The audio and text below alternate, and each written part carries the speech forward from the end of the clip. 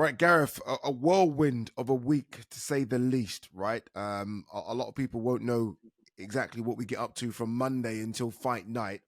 How would you sum up Well, it's the very week iconic, itself? and looking back on it from 3 days ago, 4 days ago now, it's a week that will live very long in the memory for the iconography of the fight week. It was a very long fight week because it began on Monday night at Billingsgate on the Thames, looking over at that warship where Herbie Hyde and Vitaly Klitschko once had a press conference under Frank Warren, of course.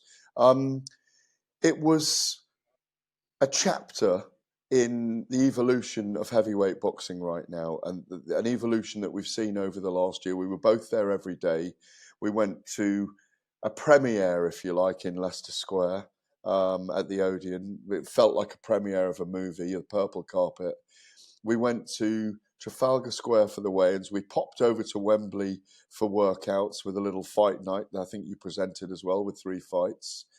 It was a very busy, very long, very exhaustive week in terms of projecting what Saudi Arabia are doing with boxing at the moment, with where the heavyweight division sits, where promoters are working together. And its denouement was this capitulation of Anthony Joshua, who ultimately fluffed his lines in the first round against Daniel Dubois, was caught heavily and cold in the first round, was battered from pillar to post, but who came back in the 5th round and showed what minerals he's got, what huge cojones he's got, to almost knock Daniel Dubois out himself before going out on his shield. It was a dramatic, thrilling, explosive finale to what was, I think, a week that we'll all remember for a very, very long time in front of 98,000 people. You've covered and been to some of the biggest fights in the last 30, 40 years, not just in this country, in Vegas, Madison Square Garden, Saudi Arabia now needs to be added to that list. Where does it rank in terms of fight nights from some of the big every ones that you've been to? Wembley Stadium event, when you've got that many people in there and you know you've got to go and start the fight day early in the morning, and it's long, and it's, I mean, I was up in the gods in the gantry watching the first fight with Padley and Chamberlain, Josh Padley and Mark Chamberlain. And there were really only a smattering of people in there. And I think when you're in Wembley Stadium, when you're in that giant cauldron, you're down in the centre of it, and it slowly fills up, and the hubbub grows, doesn't it? And all that energy's beaming down into the centre. It's always amazing. I think had Joshua not returned fire in the 5th round, we would have seen it as plainly and simply a one-sided drubbing. It almost was anyway. 49 power shots landed by Daniel Dubois out of 96 power punches thrown in that first four rounds, 1 minute. I think it's got to rank up there as the very highest, purely based on numbers. But I think it was a very explosive, exciting fight. But it was so one-sided, it doesn't feel like the greatest heavyweight fight I've ever seen. No, perfectly summed up, and completely agree as well. If it was, as some are saying, Hagler Hearns like, then yeah, fantastic. And it just, I don't know, would seal the deal and being one of the best heavyweight fights or cards that we've seen. But because it wasn't that, it was that for the last 10 seconds of that 5th round, but it wasn't that for the first 4 rounds prior to that. Before we get into, and there's so much to get into here, final one on non-boxing, Liam Gallagher. Obviously, look, Oasis frontman performed, right? Everyone's getting excited about an Oasis reunion.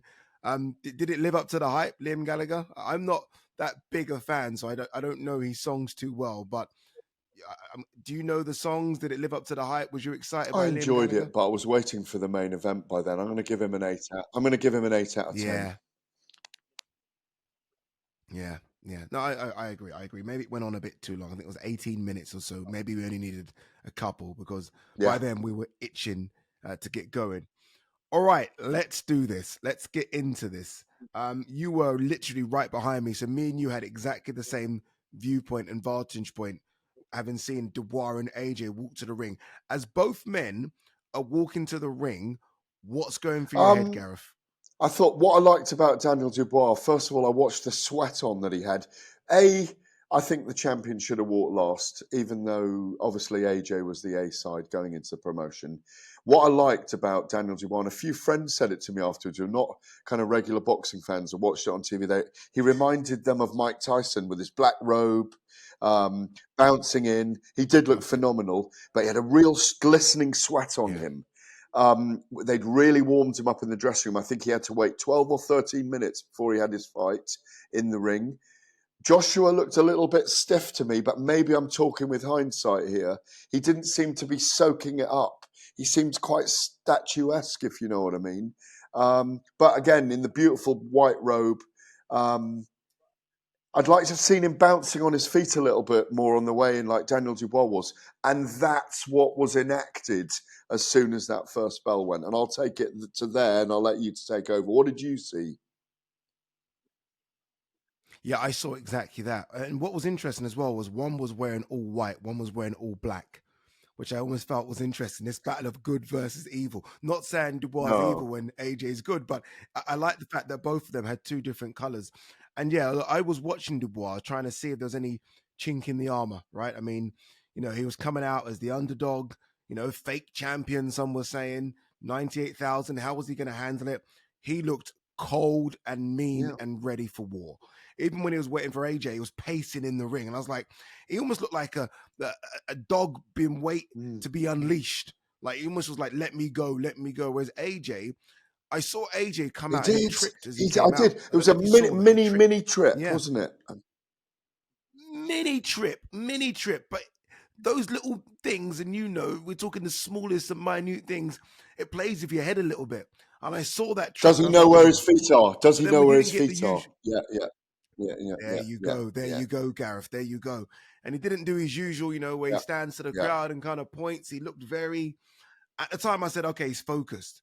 But then I don't know if I got a sense of nerves and maybe negative energy as well. So, yeah, I don't know. AJ walking to the ring and Dubois walking to the ring. Dubois just looked, I'm ready to fight. You said you're going to smash a chair over my head. Let's go. And AJ looked a bit nervous, I thought. Yeah, I agree with you. And I think that played out when the first bell rang. That Joshua was there pawing, chin high. Lennox Lewis spotted it on the TNT broadcast radio. Said, look at his posture. I watched back and he said, look at his posture. And I was thinking, AJ looks listless here and tentative. Whereas straight away, Dubois, we knew what AJ was going to do, was throw the right hand over the jab of Dubois, that was the game plan.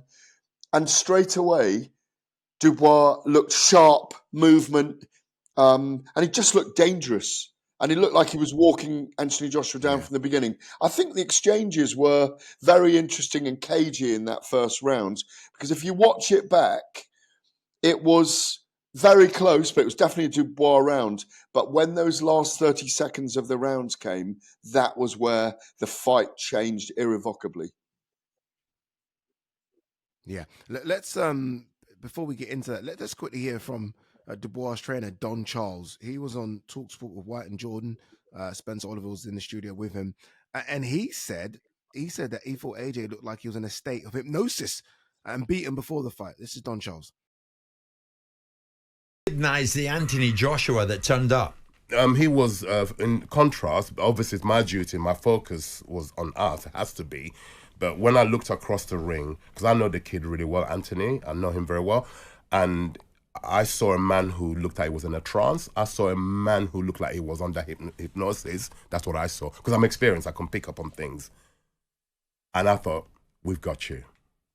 Before a punch was thrown. You have to know these things. You have to see the signs are always Before there. The first bell, you looked at Joshua and thought, we've won this. Because I didn't recognize the person that I know. Like I said, he's under under hypnosis, or he's just... They said Daniel was the one who was going to get stage fright.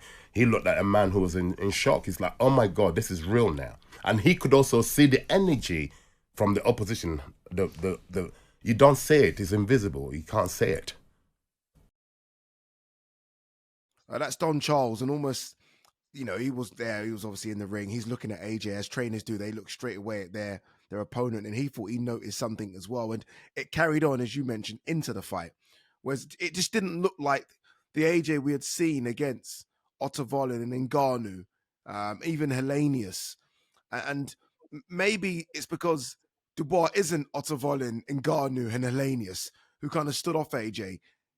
Dubois went straight for AJ, like very Mike Tyson-esque. It's funny because he came out in a Mike Tyson kind of top, very Mike Tyson-esque. He went straight for him, elbows, headbutts. Yeah, he did, and like I said, he looked incredibly sharp. He looked ready for the fight, as you say. He backed up everything he'd said in the build-up to it, and I think part of that is the momentum he's got from the fights he'd had. He did the same against Alexander Usyk and made him very uncomfortable for 5 rounds. Usyk had to use all his movement and all his ring craft to stay out of trouble. Even though he was beating Dubois in the rounds, Dubois was very tenacious, very marauding. For me, and I'm going to say this a few times today, he was like a young lion becoming a male, a mature male lion. He was looking to maul something. He was looking for the kill, and he had that air about him. And I think he had that in the Hrgovic fight. He had that, and he went through it in the Jarrell Miller fight. And he the momentum. He had the momentum. I think, and again, I'm going to say this a couple of times today, and it is with hindsight. I think Anthony, when he's on top, is very dangerous. But when he's not on top, and when he's hunted, and when he's in trouble, I think he finds it difficult to find the solutions to the problems going on ahead of him. And we saw that between rounds when Ben Davison was trying to speak to him. He was speaking back and saying everything's fine, but it didn't look like the instructions that he'd been through in camp. And the guys have said this, he didn't follow the plan. So, but again, the Mike Tyson line, once you're punched in the face, the game plan goes out the window. And I think that's what happened in the first round. In those last 30 seconds, his hands were down. He should have been parrying or blocking in some way. His hands were down. He was sideways, and he got hit by that massive, long overhand right. And it just changed the course of the fight. So on that, was it all just about that big right hand in the first round? Like, is that it, basically? Once that landed, the fight's over, or is there more to it? I think we saw the same. It's almost like a carbon copy of what happened in the Andy Ruiz fight in 2019. Once Joshua was hit and in a world of pain, his legs had gone for one in the second round, and there didn't seem to be a way of him getting back into the fight, Addy, other than it was a miracle he got through the second round, frankly, but he managed to hold and nullify and stifle Daniel Dubois. I mean, it was amazing. He got through that second round and he got his second win back, if you like, and then was hurt again in the third. I do think he was hurt badly in the first round. I mean, I remember him coming out for the third or fourth round and actually falling over because he had no legs under him. So I think in the second, he did, as I said all along, he did brilliantly to stay in the fight as long as he did. But people were saying in the build-up, and I said it myself, you said it, it could come down to who lands first because they're both incredibly explosive. Yeah, true.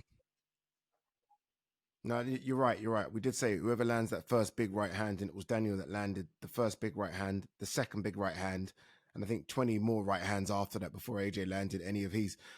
Some critique towards Ben Davison and corner advice. I mean, it's always difficult. People like to do these things, unpack it.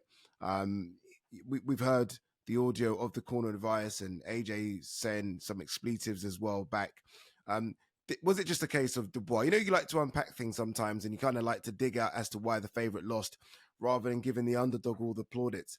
But did maybe Ben and the team get it wrong in the corner? Well, I've spoken to Ben and they had a certifiable game plan of putting into operation to parry Dubois' jabs, to throw out their own and to throw the right hand over the jab. He just didn't have any timing on the night. He didn't have the wherewithal to keep Dubois off. And Dubois just looked like the superior fighter. Go back to that first round. Even before punches were thrown, Joshua seemed very upright and almost defensive. Yeah. He didn't seem to be going into the battle.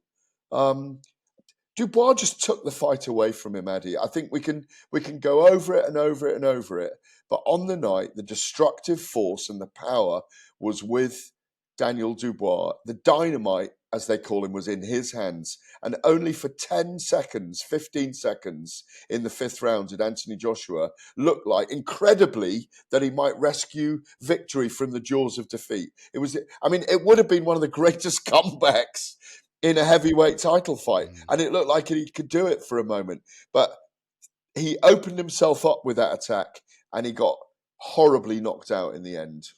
And he was still trying to get up. Yeah, I actually thought he could. I thought he could get up. But yeah, you're right. I mean, the one time he was the aggressor in this battle between two gladiators was the one time that he opened himself up and got caught with a big overhand right. Don Charles, I felt deserves so much plaudits, right? Not just for the night, but for what he's done in this turnaround of Daniel Dubois. The fight against Usyk was good. The fight against Jarrell Miller was fantastic. Hergovich, fantastic. And obviously this one, he's crowning glory for a man that's been in the sport a long time. He's first world champion, and now this is a legit world title now, I think. How much plaudits does Don and the team deserve for what they've done with Daniel? And also, they've removed this moniker of quitter from him. I've never called him a quitter myself. He broke his orbital socket. I said at the time he lived to fight another day.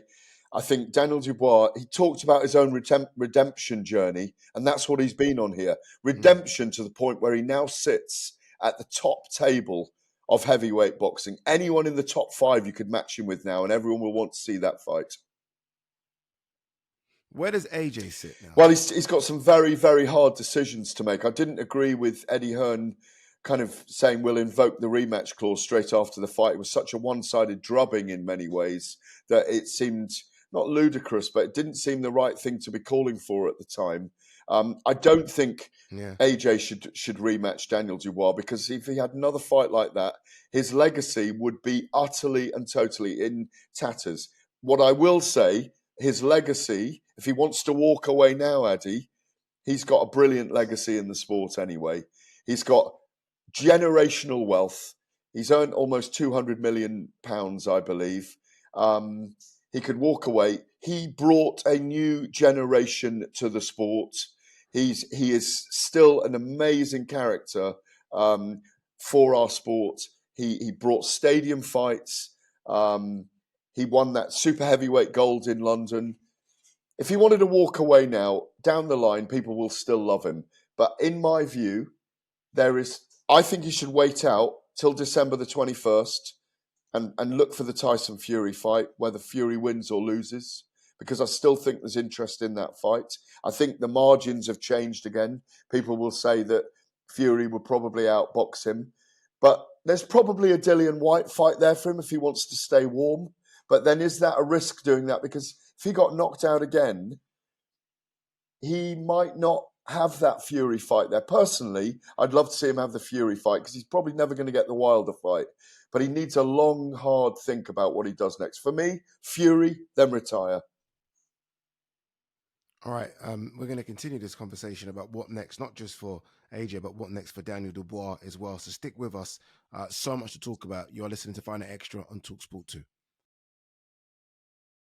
Welcome back. You're listening to Find It Extra on talkSPORT 2. Adi Oladipo, the great Gareth Davies. We are doing a full investigation, if you like, as to what happened on Saturday night. Anthony Joshua, the big favourite, losing to Daniel Dubois by 5th round stoppage. And it wasn't just a case of losing by 5th round stoppage. He got dominated for all those 5 rounds, apart from a little burst at the end of that 5th round.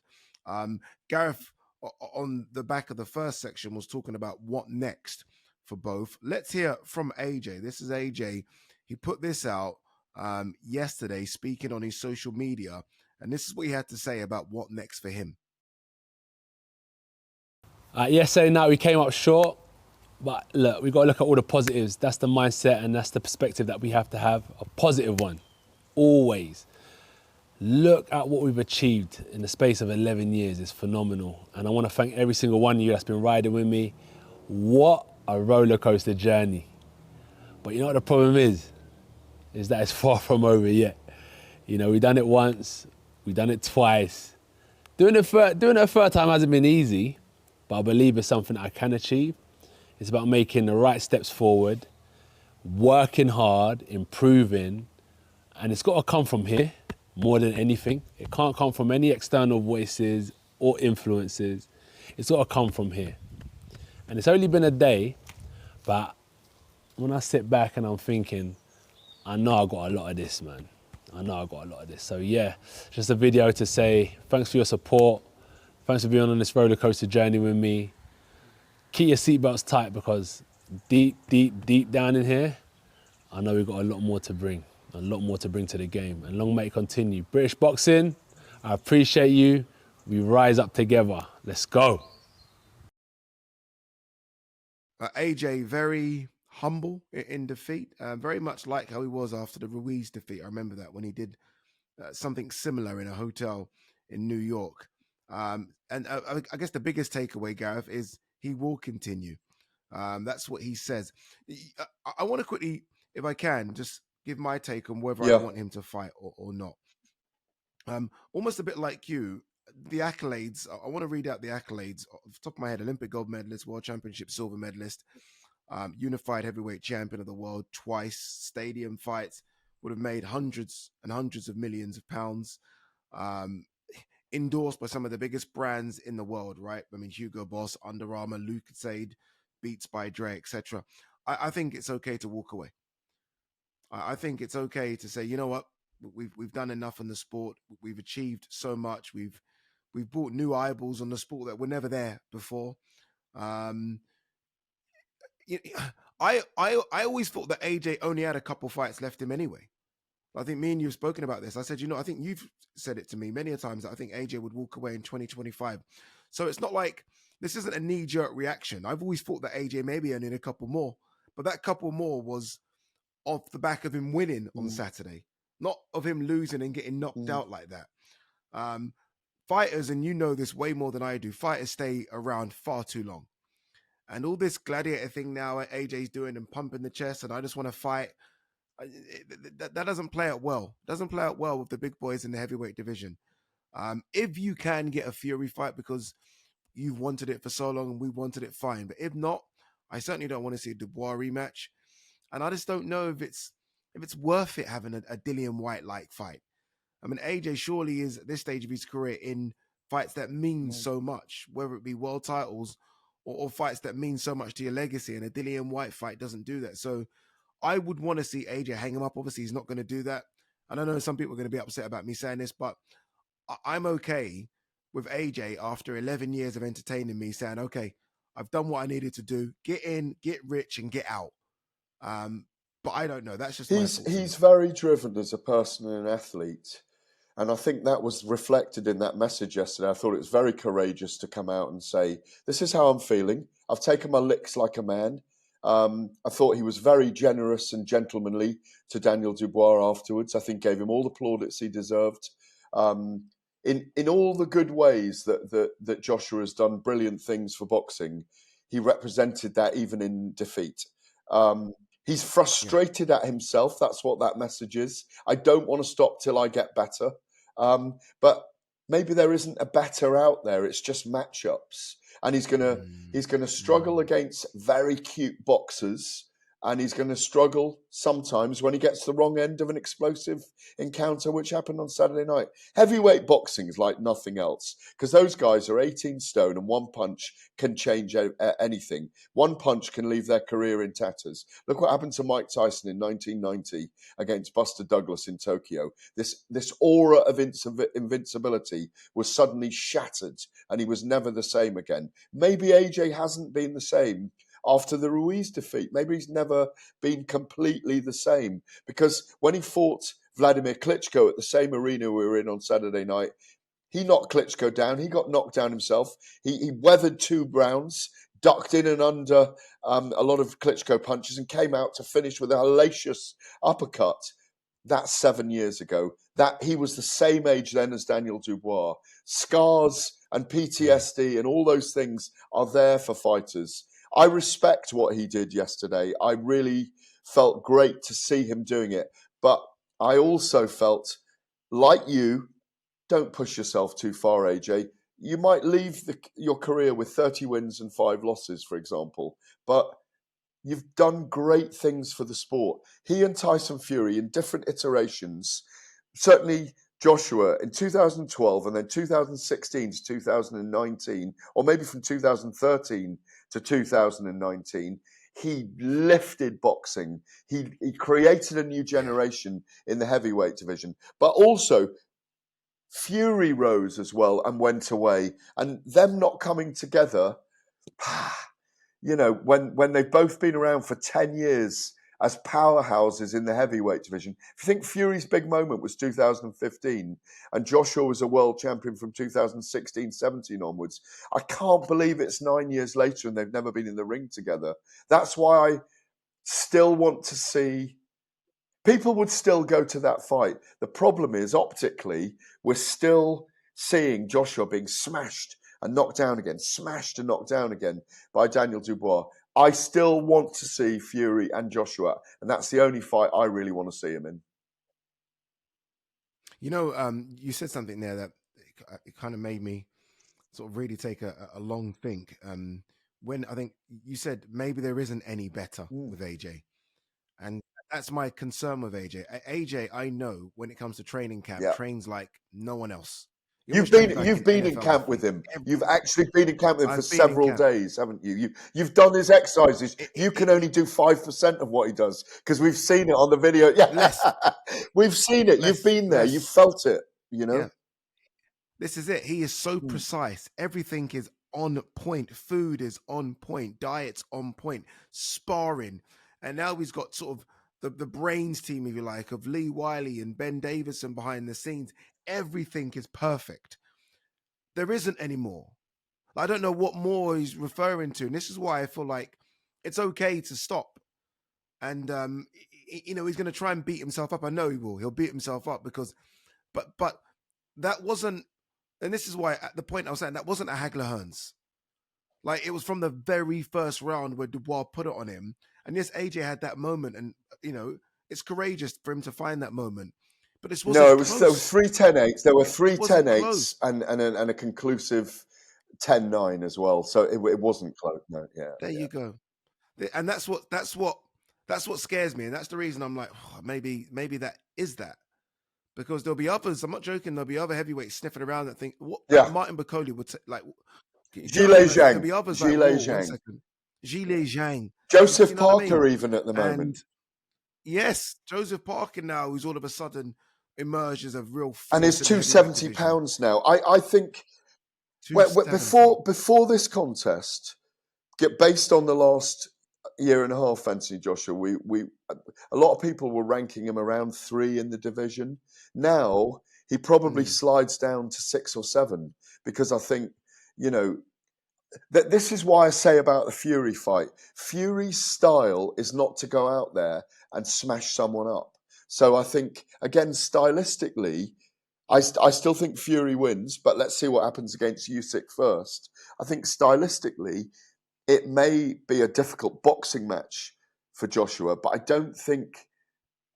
Well, he can't box in the way he did with his hands out there. And he didn't convince on Saturday night. He didn't convince from the opening bell. There was something missing. He was listless. And I go back to it, I use this word again, he got mauled. He got mauled for 13 minutes.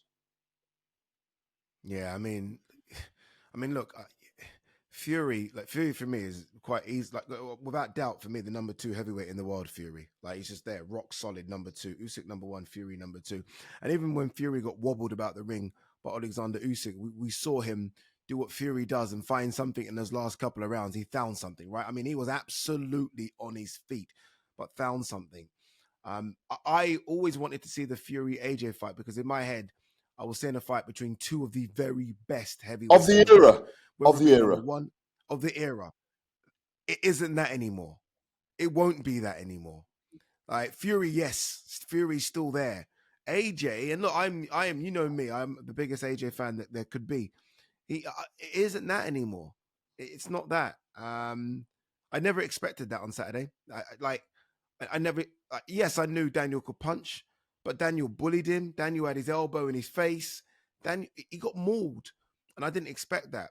And because I didn't expect that, that's why I'm like, okay, maybe enough is enough. And it's okay. It's okay. Like, why do you have to always continue? Like Andre Ward was asked to come back. He stopped. Carl Froch could have had a couple more knocks. He stopped. Lennox Lewis, who was on the TNT broadcast, he could have had a couple more knocks. He stopped. You've achieved everything. It's fine. You didn't get undisputed. That's okay. Not everyone does. I think it's okay to walk away. But I understand that there's also a lot of money on the table. Riyadh season and Turkey pay a lot of money. AJ's still a big name. He's still a big draw.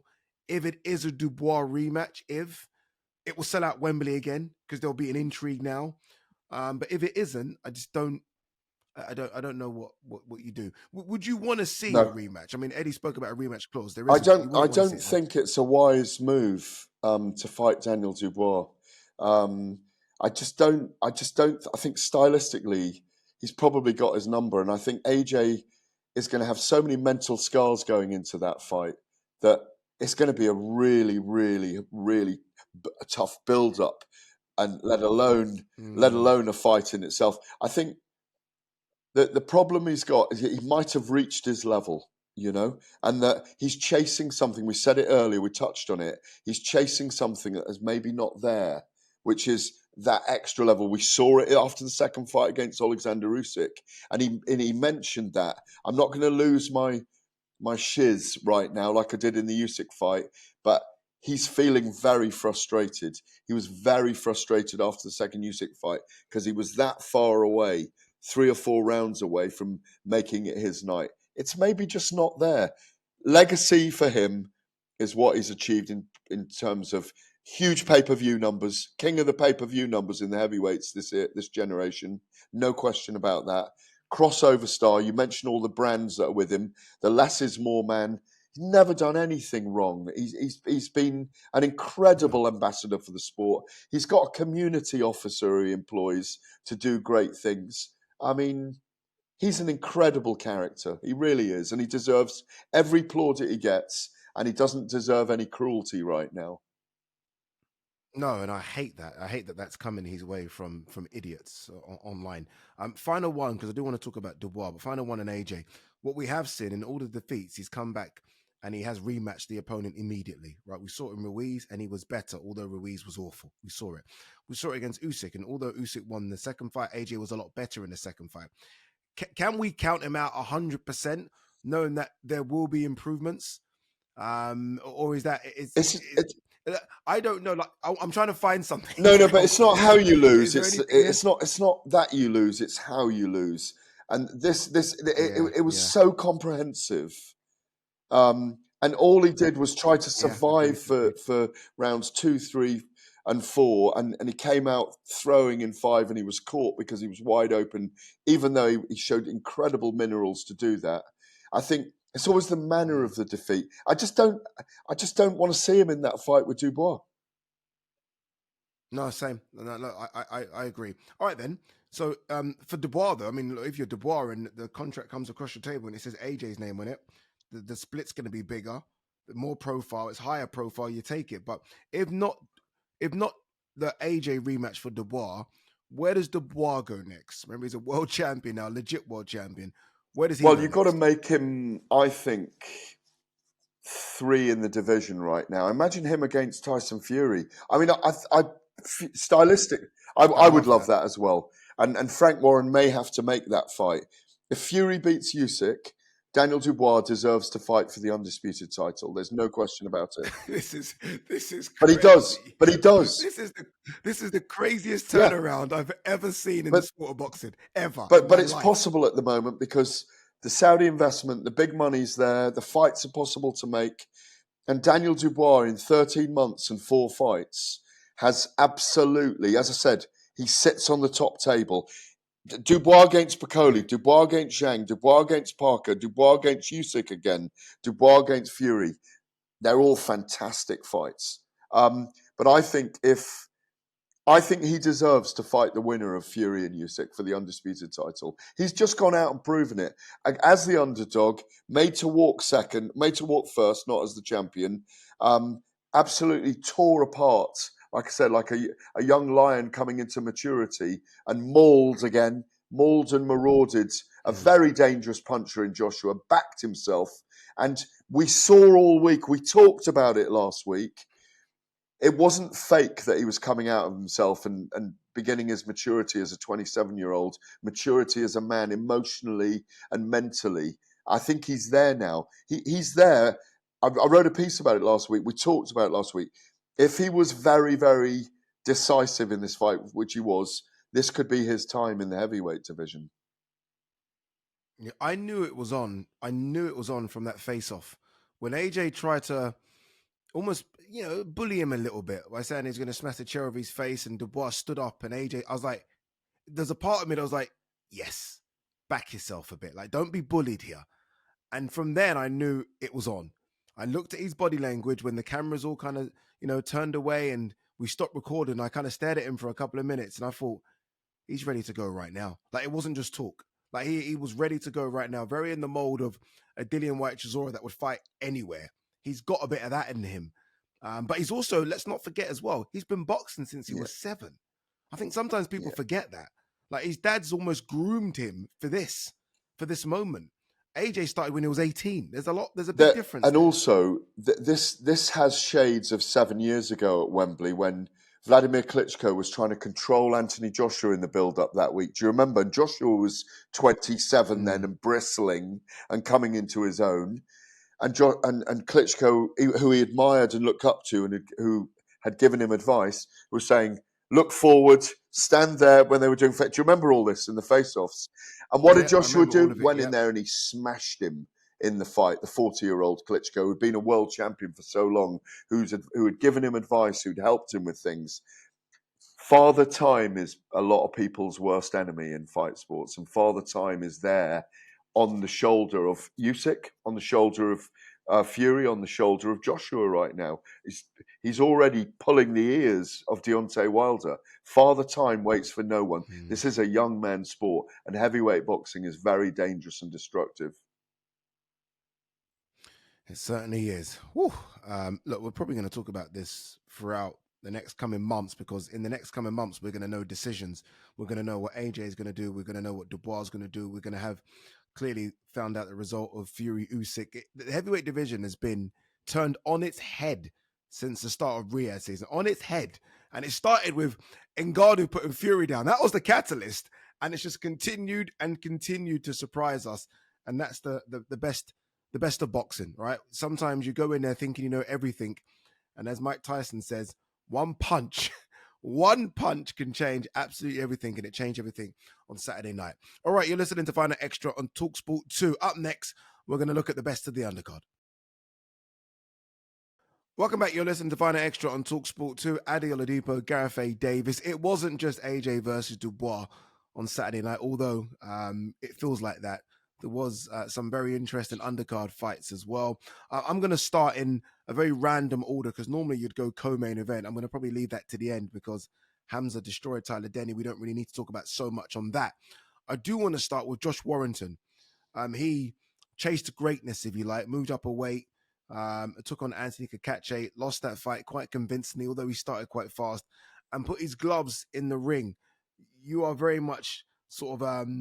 linked to the MMA world, Gareth. You know what that means. We don't really see it in boxing, but in MMA, that means it's all done, right? That means, there you go, we're done. See you later. Sayonara. Is that the last of Josh Warrington? Oh yeah, I think he left it all in the ring in that fight.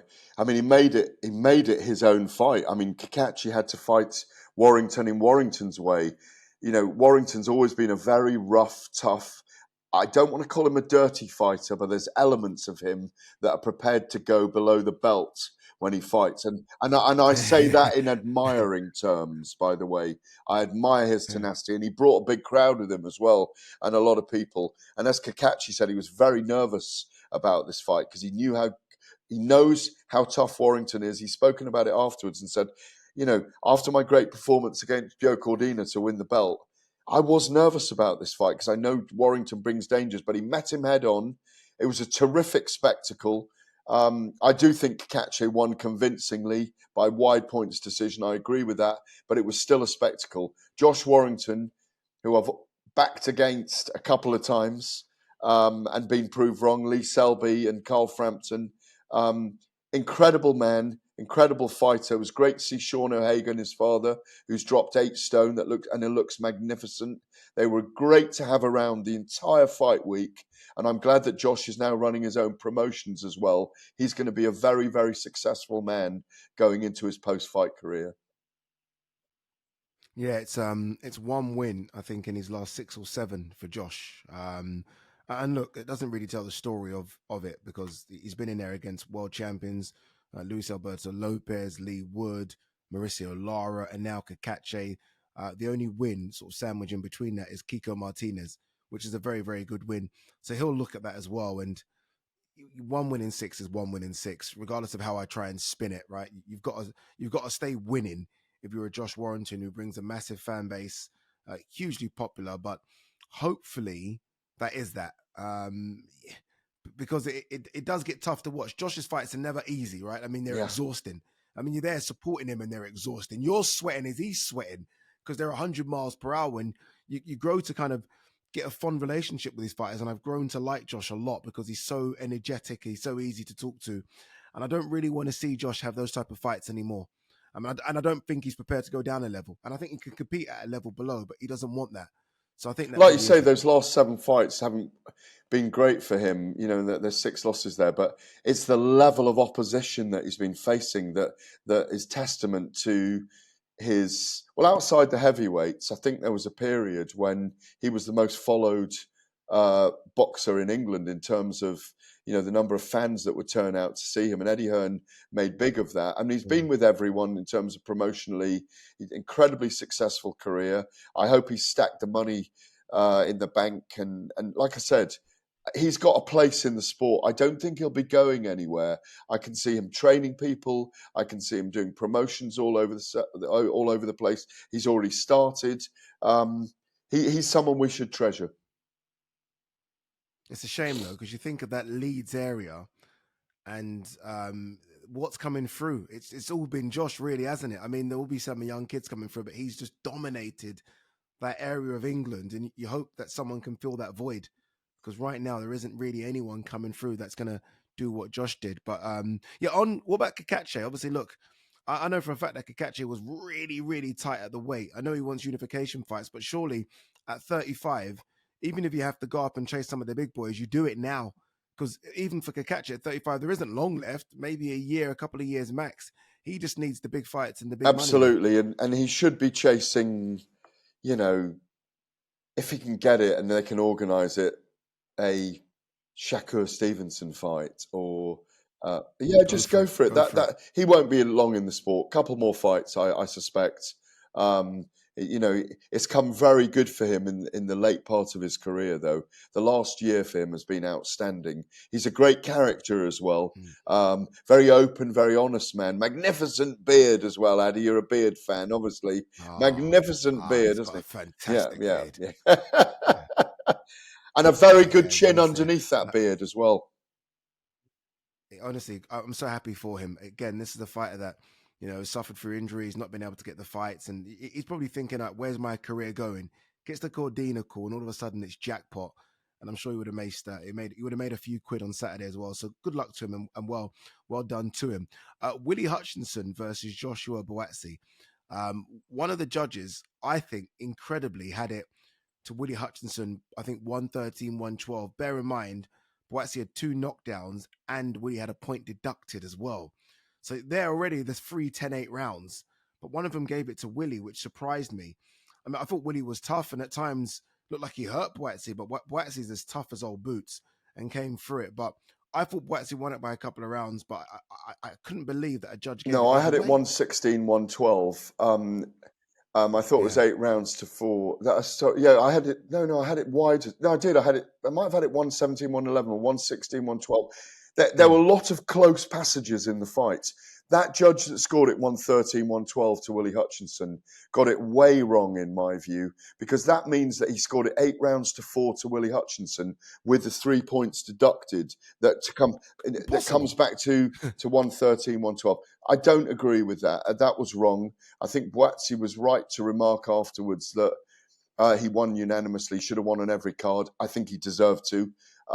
It was a terrific fight. It was back and forth. Huge amount of punches to the body from Joshua Buatsi on the night, and that really impressed me. That's how he broke Hutchinson down. That's how he dropped him. Attacks to the body. Literally, there were as many punches to the body as there were jabs from Joshua on the night, I think, looking at the punch stats. I think I was looking at them on Monday morning. It was a terrific performance. Even though Joshua won't say it and he doesn't like Willie Hutchinson and he got under his skin, there is great respect between those two. After that fight, they really went through something together. It was entertaining from first to last, and I think it's taught Buatsi that he's got another level. And I've spoken to you about this before, and we've spoken about this. His gears. He showed another gear on Saturday night. He started fast. He had to have his little periods of rest. Willie Hutchinson was on top in those periods, but back he charged every time with more power, and it's the best performance from Buatsi, bar none, in my view. But did we see enough from that performance to suggest that he could go in there against the winner of Bivol Beterbiev, or even, I dare say, the loser, right? Because the belts are going to get scattered. Did we see enough to know that he can really dine at that? Yeah, they're different fighters, different styles. I mean, he had to deal with the trickiness of Willie Hutchinson, and he had to work his way. The patterns of the fight were fascinating because Hutchinson was tricky early on. He did win a few of the early rounds. I think I had them 3 each after 6 or close to that. It could have been 4-2 or 3-3 to Buatsi. But what he did was he showed he can work someone out who's a trickier operator and come out on top. Bivol is very much a behind the jab, 1-2 merchant movement. Beterbiev is punches and bunches and attacks. I think Beterbiev suits Buatsi more than Bivol does, by the way, because they can have a war. And I think Buatsi is so tough. He is a huge light heavyweight, by the way, because I don't think people realise the size of him. He's and not only that, Eddie, he walks around at that weight as well. He doesn't have to cut much weight. He's a beautiful human being, frankly. I've always loved Joshua Buatsi, from his religious intent to the way he carries himself to the way he fights. He is the perfect light heavyweight size. Simple as that. And I think when he goes in the ring, the 24 hours after he's weighed in, he's big. He's a big guy. He's very powerful as well. You know, he's got that incredible African strength in him, in his bones, in his meat, if you like. You know, and I think I'm really looking forward to him fighting either of those two men. I think Bivol is a harder challenge for him than Beterbiev, but I want to see them. I think he proved that he should be going in with them. Yeah, I want to see a certain Mr. Anthony Yard. Oh yeah, as well. And get into this discussion. It pains me for him that he's been on the outside looking in. Honestly, been on the outside looking in and has missed all of this Riyadh season part 1. Hopefully, somehow, some way is involved in Riyadh season part 2, because I think he brings a lot of entertainment and energy to his fights as well. So hopefully we see him. All right, very quickly, the last couple of ones. Josh Kelly versus Ishmael Davies. Obviously, Ishmael coming in on 6 days' notice. And Josh looking like, a routine, if you like, Josh Kelly win up until the 11th round, where it just came unstuck very quickly. And he's lucky that this is an old school 15 rounders, because I think he might have been on his backside, because Ishmael got to him and Josh was running out of ideas. And, I interviewed him in the ring and his nose was really badly cut and it looks like it was broken and started to swell. And look, credit to Ishmael, look, credit to both. But I wonder if that's just Josh's first and last foray at 160 pounds. And if he goes back down now to... Yeah, that's a good call. I mean, I thought it was a terrific contest in terms of Josh Kelly showcasing all his skills for 10 rounds. Ishmael Davies was a ray of sunshine from the minute he turned up in Fight Week as a late replacement. What an incredible story. Teenage dad, went to prison, turned his life around. Amazing story. He was never disheartened in that fight, in those first 10 rounds when he was being outboxed and shimmied and moved around and hitting air. He never, ever got disheartened. That he's the kind of story that I love in boxing, because his life has taken a full circle.